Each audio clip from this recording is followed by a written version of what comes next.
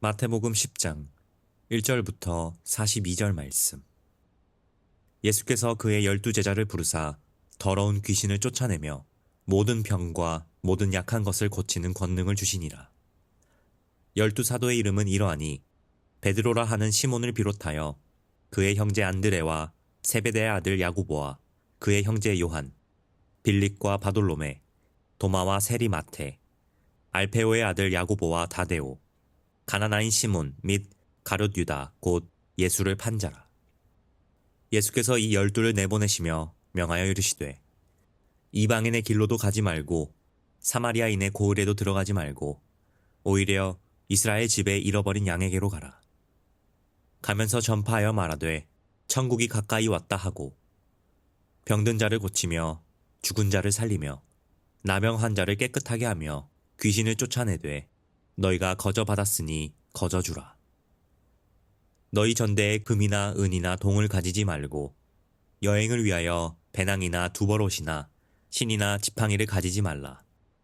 이는 일꾼이 자기의 먹을 것을 받는 것이 마땅함이라. 어떤 성이나 마을에 들어가든지 그 중에 합당한 자를 찾아내어 너희가 떠나기까지 거기서 머물라. 또 그 집에 들어가면서 평안하기를 빌라. 그 집이 이에 합당하면 너희 빈 평안이 거기 임할 것이요. 만일 합당하지 아니하면 그 평안이 너희에게 돌아올 것이니라.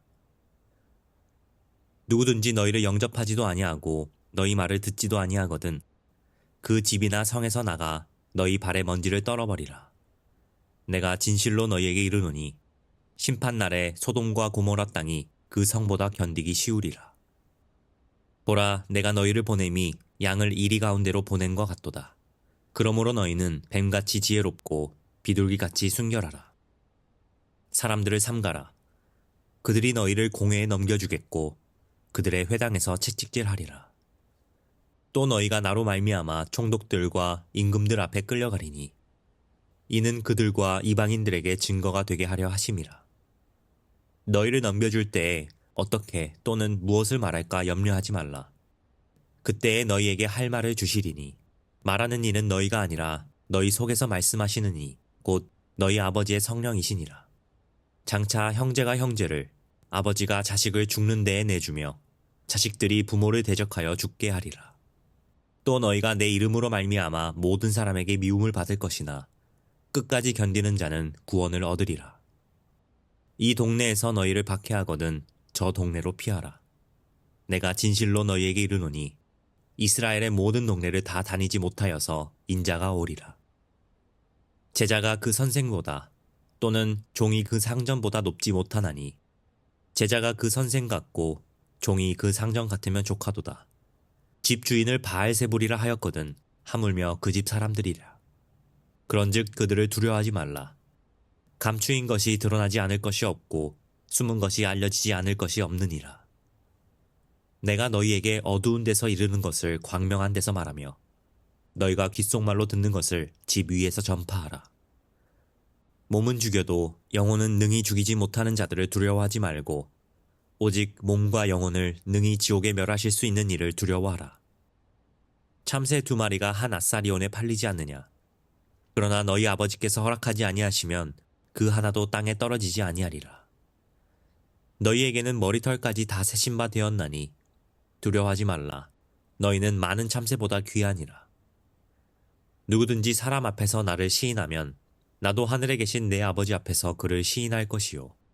누구든지 사람 앞에서 나를 부인하면 나도 하늘에 계신 내 아버지 앞에서 그를 부인하리라.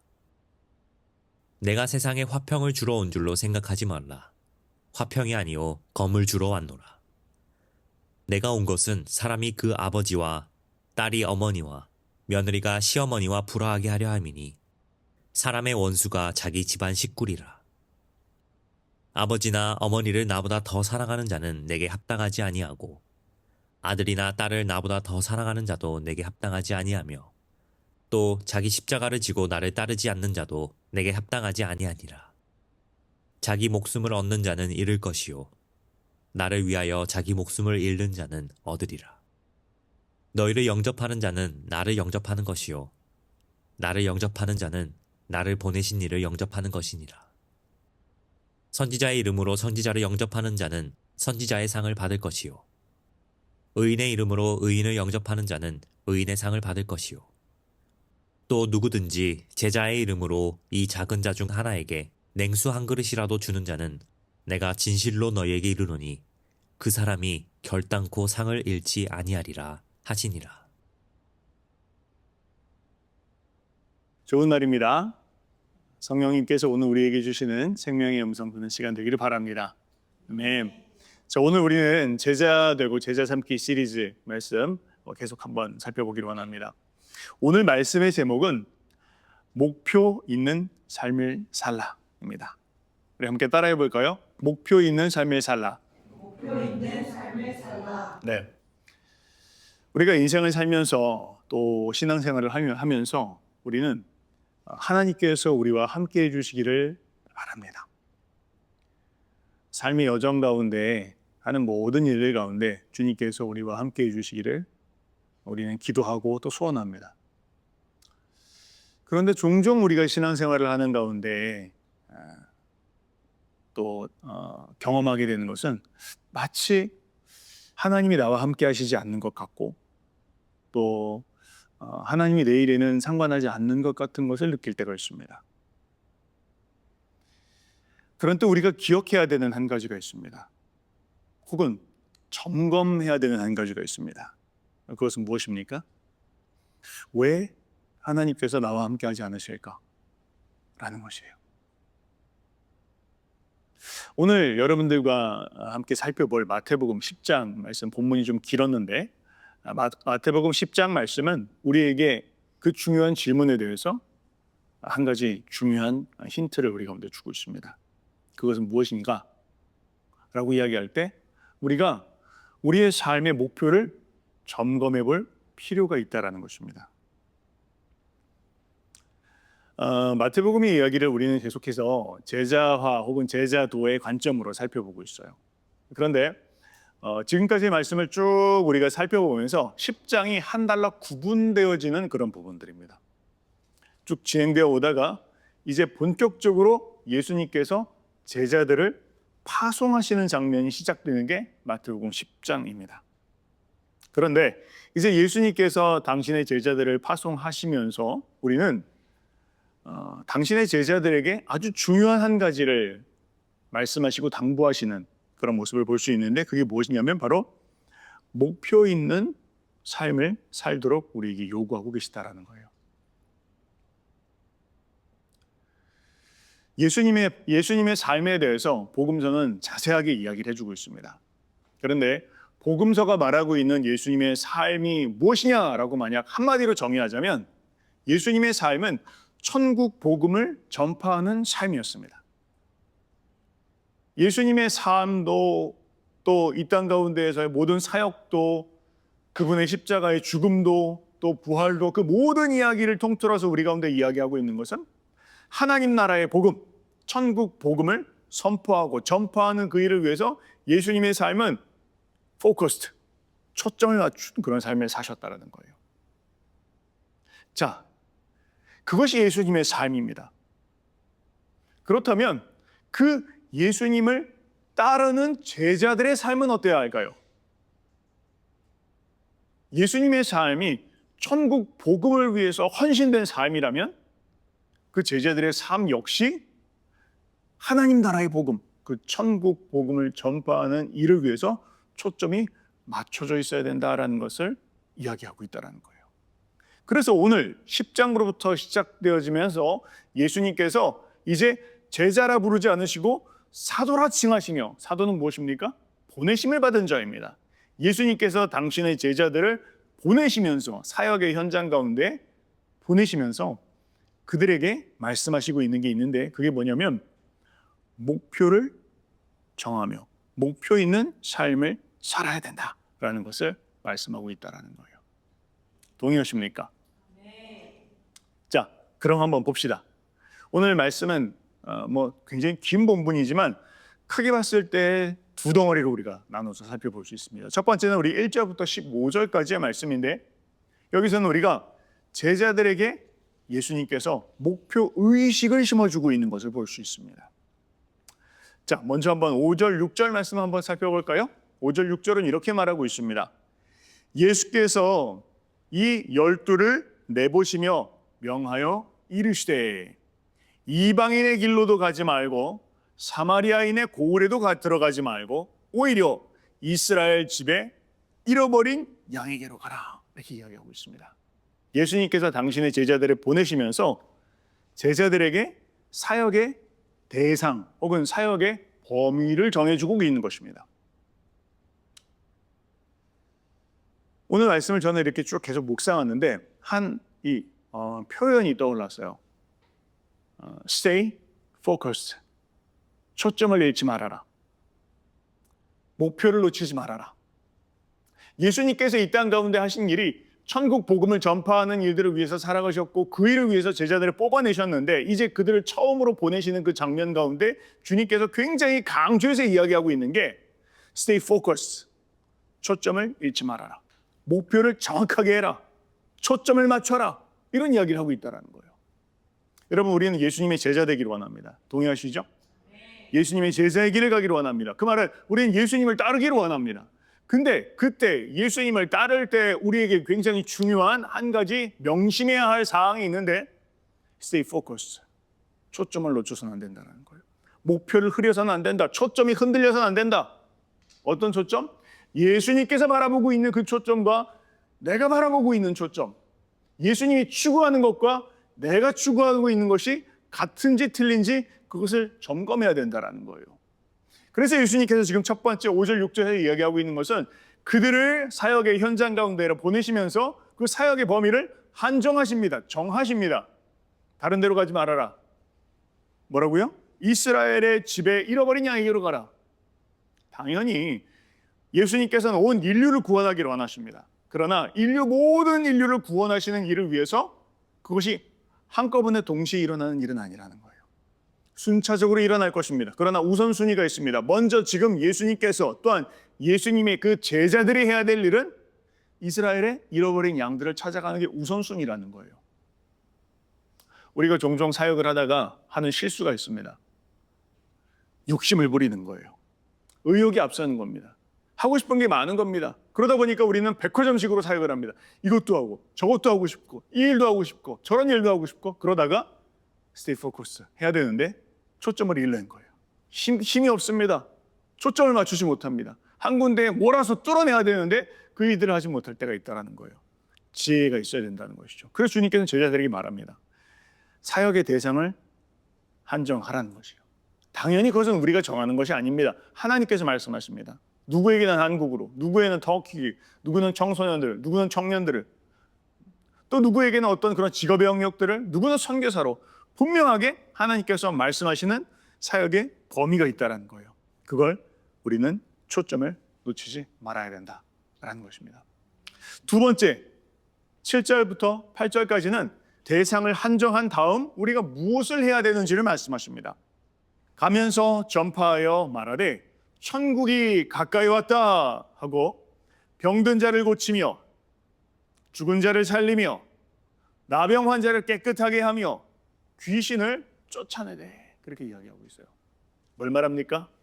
우리가 무엇을 해야 되는지 우리가 해야 되는 사역의 맨데이트를 전해주고 있습니다. 무엇입니까? 바로 천국 복음을 전파하는 일입니다. 우리가 그냥 흔하게 볼 수 있지만 저는 말씀을 곰곰이 묵상하면서 본문이 우리에게 주님이 우리 가운데 하라고 하신 일이 있고 혹은 말씀하신 일이 있고 말씀하지 않은 일이 있구나라는 것을 저는 묵상해 보았습니다. 주님 뭐를 말씀하지 않으셨습니까? 당신의 제자들을 사역의 현장 가운데에서 삶의 현장 가운데 우리를 보내시면서 주님께서 말씀하지 않으신 게 있어요. 어떤 걸 말씀 안 하셨습니까? 위대한 일을 해라. 혹은 성공을 해라. 혹은 부자가 되라. 어떤 업적을 이루라. 이런 거 말씀하지 않으셨습니다. 되지 말라는 건 아닙니다. 그러나 그게 초점은 아니라는 거예요. 그러면 초점은 무엇이냐? 너희가 그 사역의 현장 가운데 부름받았을 때 해야 되는 너희의 삶의 그 초점은 천국 복음을 전파하는 것이다. 거기에 초점이 맞춰져 있어야 된다는 거예요. 우리는 종종 착각할 때가 있어요. 내가 무엇이 되어야 되지? 내가 의사가 되어야 될까? 내가 뭐 변호사가 되어야 될까? 내가 뭐 어떤 것이 되어야 될까? 혹은 거기서 성공할 수 있을까? 그러면서 우리는 물론 기도하죠. 우리가 주님의 제자 되기를 원합니다. 주의 뜻을 이루어드리기를 원합니다. 그러나 앞뒤가 바뀌었다는 거예요. 우선순위가 있다는 것입니다. 목표가 있다는 거예요. 주님이 말씀하시는 건 천국, 복음을 전파하는 일을 위해서 stay focused. 거기에 너의 삶의 초점을 맞춰라. 왜? 주님의 초점이 거기에 있어요. 이 땅에서의 3년 반의 제한된 시간을 살아가면서 주님은 천국 복음을 증거하는 것을 위해서 자신의 삶을 쏟으셨어요. 그리고 제자들에게도 이야기하시는 거예요. 천국 복음을 전파하는 일을 위해서 너의 삶에 가장 우선순위를 두고 그것을 추구하면서 살아가라. 그것 굉장히 심플하고 단순하지만 점검해 봐야 될 부분들입니다. 주님은 그것을 말씀하고 있어요.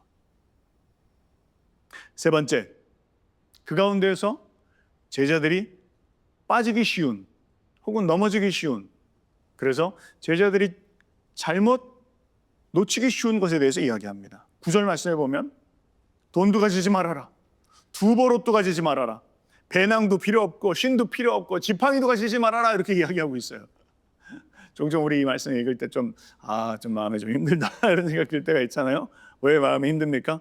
그러면 주님을 따르는 길은 참 고된 길이다. 맞아. 사역자는 무소유의 길을 가야 되는구나. 아무것도 가지면 안 되고 또 평생 가난해야 되는구나. 그렇게 생각할 수 있습니다. 저도 이 말씀을 묵상하면서 참 갈등되네 라는 생각이 들 때가 있었어요. 그런데 여러분, 할렐루야, 우리가 좀 맥락을 이해할 필요가 있습니다. 지금 주님께서 말씀하시는 건 지금의 목적, 그러니까 주님께서 지금 이 말씀을 하실 때에는 갈릴리 주변에 긴급하게 복음을 전해야 되는 미션이 있는 거예요. 쉽게 단순하게 이야기하자면 short-term 미션이에요. 지금 이 갈릴리 주변에 예수님과 함께 이것을 위해서 일종의 트레이닝 성격으로 그들을 보내서 경험케 하시는 그런 상황이에요.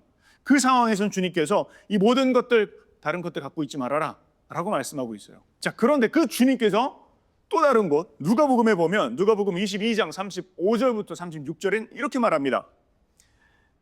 내가 너희를 전대와 배낭과 신발도 없이 보내었을 때에 부족한 것이 있더냐? 이르되 없었나이다. 그런데 이제는 전대에 있는 자는 가질 것이요 배낭도 그리하고 검 없는 자는 겉옷을 팔아 살지어다. 이렇게 이야기하고 있어요. 뭘 말하는 것입니까? 초기의 파송과 후기가 다르다는 거예요. 다른 말로 이야기하면 주님께서 처음에 그들을 갈릴리로 보내실 때에는 그들에게 가르칠 것도 있었어요. 어떤 겁니까? 하나님만을 전적으로 의지하는 것. 공급하신다, 하나님이 돌보신다, 하나님이 책임지신다, 그걸 가르치셨어야 됐어요. 그걸 모르는 사람들은 그것을 알아야 합니다. 하나님께서 나의 공급자가 되시고 나를 책임지시고 나를 돌보시는 분이다라는 것을 알려줘야 됐어요. 자, 그런데 이제 주님의 사역이 마지막이 되었을 때 뿐만 아니라 우리가 사도행전의 말씀을 보면 사도 바울의 모습들을 봤을 때 하늘에서 만나가 떨어지더라, 혹은 까마귀가 먹여주더라, 이런 얘기 별로 기록되어 있지 않습니다. 그럼 어떤 이야기를 기억하고 있습니까? 오히려 사도 바울이 가면서 펀드레이징을 하기도 하고 또 자기 스스로가 텐트 메이킹을 하기도 하면서 일반적이고 상식적인 방법 가운데에서, 즉 하나님의 일반 섭리 가운데 사역하는 것을 이제 배워갔다라는 것을 이야기하고 있어요. 너무너무 중요한 일이죠. 그러나 이 동일한 이야기입니다. 이 두 개가 그럼 아무것도 안 하면서 그냥 하나님이 그냥 하늘에서 떨어지는 거 보면서 살아야 되지라는 것과 또 내가 일하고 수고하면서 노력하면서 사는 것과 두 개가 다른 이야기는 아닙니다. 전체가 동일한 이야기를 하고 있는데 뭡니까?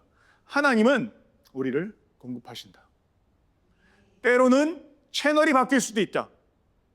때로는 하나님께서 까마귀가 먹여주시는 것을 통해서 먹여주시기도 하지만 때로는 직장 상사를 통해서 월급을 받기도 하면서 일하기도 된다. 또 때로는 하나님께서 그 방법 아닌 전혀 새로운 방법으로 일하실 수 있다. 채널은 바뀔 수 있다.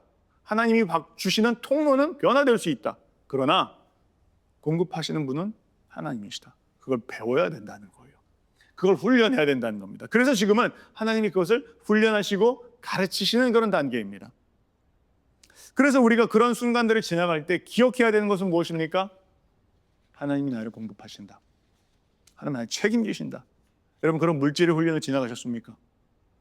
하나님을 바라보면 하나님께서 나를 책임지시고 공급하시는 것 경험하셨습니까? 제자들에게는 지금 그것을 가르쳐주고 있어요. 그 다음에 11절부터 15절까지에서는 그 제자들에게 너희가 만나야 할 자들과 만나지 말아야 될 자들을 구별하라 이야기합니다. 천국 복음을 증거할 때 그 복음을 듣고 기쁨으로 반응하는 사람이 있습니다. 주님 말씀하시기를 그 사람에게 초점을 맞춰라 이야기하고 있어요. 반대로 하나님의 말씀은 귀한 것입니다. 천국 복음은 돼지에게 던져주는 것이 아닙니다. 만약 하나님의 말씀을 전했는데 그것을 받아들이지 않거나 귀히 여기지 않는 자는 신발을 덜어버리라. 또 다른 성으로, 또 다른 집으로, 또 다른 고을로, 또 다른 사람을 찾아 나가라. 주님 그렇게 말씀하고 있어요. 왜? 하나님의 복음은 우리가 설득하고 바꾼다고 될 일이 아닙니다. 그것을 귀하게 여기는 자들, 그것을 받기를 원하는 자들에게 그것은 참으로 값어치 있는 것이다라는 거예요.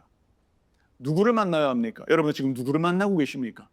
누구와 시간을 쓰고 있습니까? 또 어떤 목적을 위해서 만나고 있습니까? 지금 그것을 이야기하고 있습니다. 아멘? 그 다음에 16절부터 긴 구절입니다. 42절까지의 말씀은 그러한 목표를 가지고 살아가는 제자들이 어떠한 마음가짐을 가지고 살아가야 될지를 이야기하고 있어요. 이것도 굉장히 중요한 말씀입니다. 한마디로 이야기하면 천국 복음을 증거하는 삶을 살아가는 때 고난이 따르는 것을 당연히 여기라 이야기하고 있어요. 주님을 따르는 길 가운데 정말 주님을 따르기를 바르게 결단했고 그 길을 따른다면 고난이 따라올 것을 당연히 여겨라 이야기하고 있어요. 우리 잘못된 생각을 할 때가 있죠. 어떤 질문입니까? 내가 주님을 이렇게 섬기는데 주님 왜 나를 복을 안 주시지? 왜 난 주님을 따르는데 주님이 나의 삶 가운데 이런 어려움을 주시지?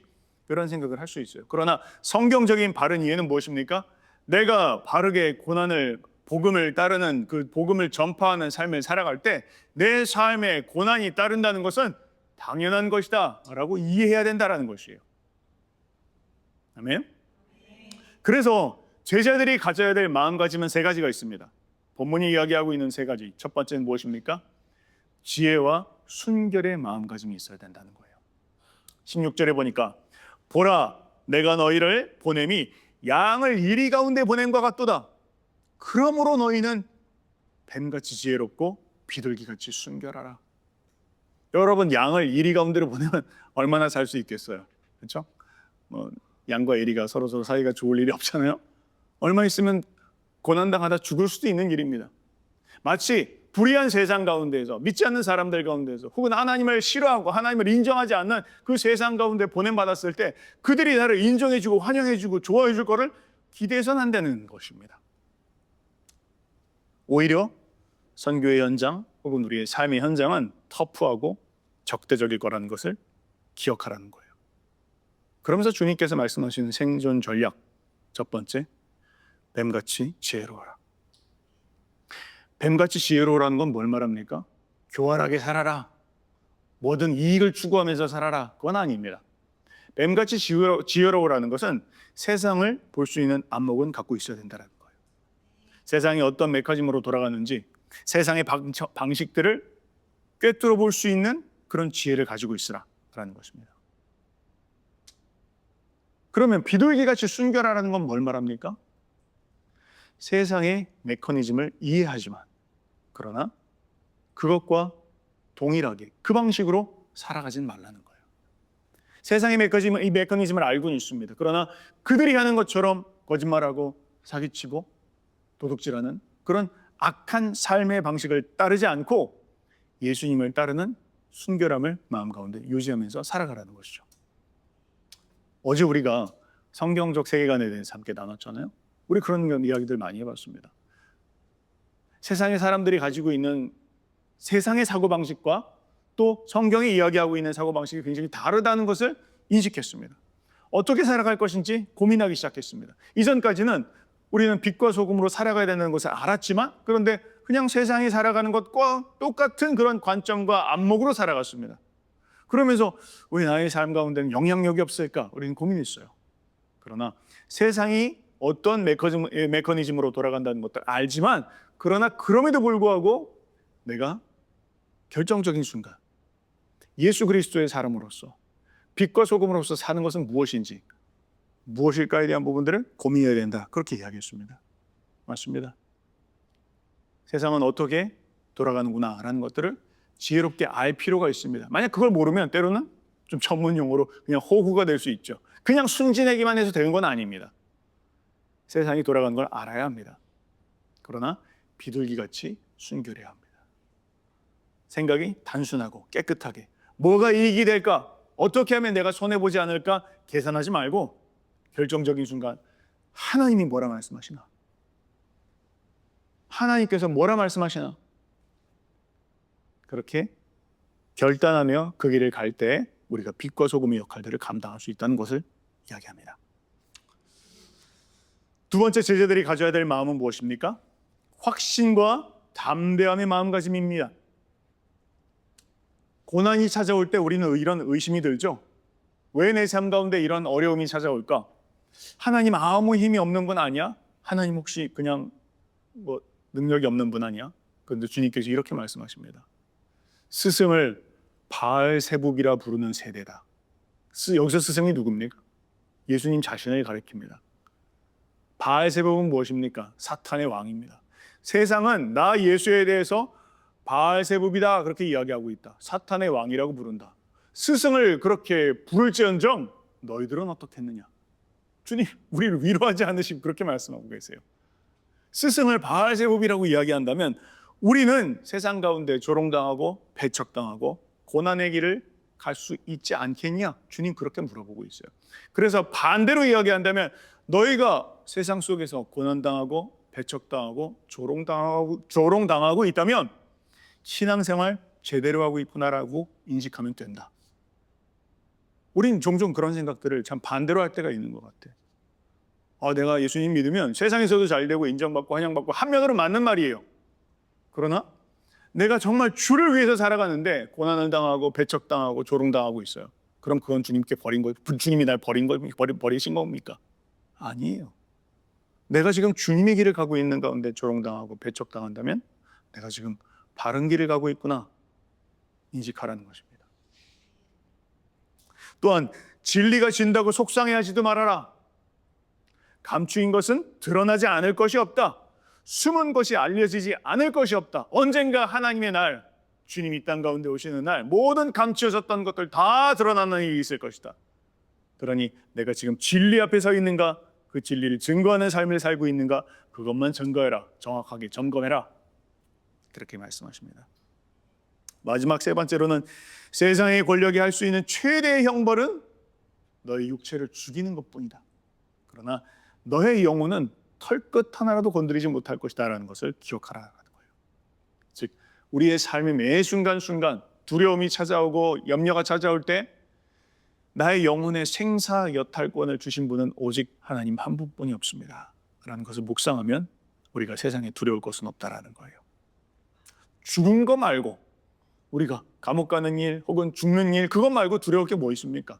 아니 그것이 두려울 일이 뭐 있습니까? 주님께서 우리의 영혼을 돌보시고 영원한 삶을 인도하신다면 우리가 두려울 것이 없다라는 것을 성경은 우리 가운데 이야기하고 있습니다. 마지막 제자들이 가져야 될 마음가짐 세 번째는 무엇입니까? 십자가 우선의 마음가짐입니다. 38절은 이렇게 말합니다. 자기 십자가를 지고 나를 따르지 않는 자도 내게 합당하지 아니할 것이다. 복음을 증거할 때 주변에 있는 사람들이 나를 사랑해 줄 것이라고 생각하면 때로는 오산입니다. 저도 터키에서 사역을 해가면서 우리 팀들과 함께 지금까지 보니까 수백 명의 사람들에게 복음을 전했어요. 그런데 그 수백 명의 사람 가운데 주님의 복음을 영접하고 따르는 사람은 거의 한 1%밖에 안 됩니다. 99%는 떠나고 듣지 않고 조롱하고 거부하고 겨우 1%. 99번 거절당하면 여러분 어떠실 것 같아요? 99번 듣지 않겠다라고 하고 떠나고 혹은 우리에게 배신하고 그렇게 사랑했는데 그렇게 돌봐줬는데 그렇게 우리가 함께 시간을 가졌는데 떠나갈 때 우리 마음은 어떻겠습니까? 그런데 주님 말씀하시기를 당연한 것이다. 거절 감정 느끼지 말아라. 오히려 복음을 증거할 때 사람들이 나를 사랑해 주지 않는다고 인정해 주지 않는다고 속상해하면 그 어리석은 일이다. 제자의 마음가짐을 가르치고 있어요. 심지어는 주님 말씀하시기 가정 안에선 분란이 일어날 거라고 이야기하고 있어요. 야 이제 큰일 났다 그죠? 가정 안에서, 직장에서, 때로는 사회에서 복음을 증거한다고 어려움을 당할 수도 있다. 그런데 그때 기억해라. Stay focused. 예수님의 제자의 길을 가고 있는가? 그렇지 않는가? 혹은 좀 타협해야 되겠어. 인정받아야 되겠어. 존중받아야 되겠어. 라고 타협하기 시작하면 목표를 상실하게 된다. 트랙에서 벗어나게 된다. 굉장히 다른 이야기를 하고 있습니다. 오늘 주님께서는 우리 가운데 말씀하십니다. 나는 천국 복음을 증거하는 일을 위해서 나의 삶의 모든 초점을 맞추고 달려가고 있다. 그리고 그 제자들에게도 요구하십니다. 네가 나와 함께 하기를 원한다면, 또 내 길을 가기를 원한다면 명심하라는 거예요. 때로 우리가 세상의 가치관들을 추구하다가 방향을 잃는 순간들, 또 세상에서 좀 인정받아야 되겠다라는 그런 마음들이 스멀스멀 우리 마음 가운데 올라올 때 나의 삶에 내가 지금 주님을 바르게 쫓고 있는지 한번 우리가 점검해 볼 수 있기를 바랍니다. 아멘. 오늘 이 말씀, 우리 각자의 말씀 또 삶 가운데 적용하면서 내 삶 가운데 무엇을 목표로 추구하면서 살아가고 있었는지 한번 점검해 볼 수 있는 시간이 되길 바랍니다. 주님의 이름으로 축복합니다. 아멘.